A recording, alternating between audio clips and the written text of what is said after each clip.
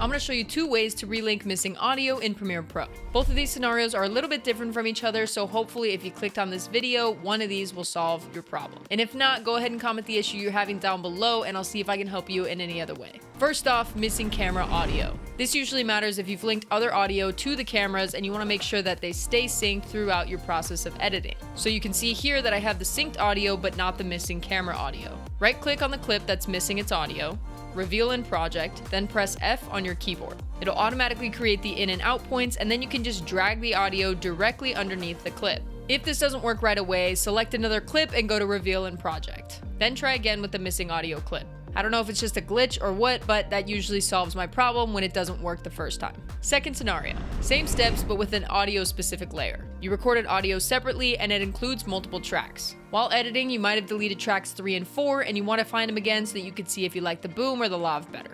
Right click, reveal in project, then press F on your keyboard. Grab audio only and drag it under your one audio layer to line it up properly. Now you can choose from all of the audio tracks. Thanks so much for watching this video. If you enjoyed it, please give me a thumbs up and subscribe down below, and I'll see you next time with another video.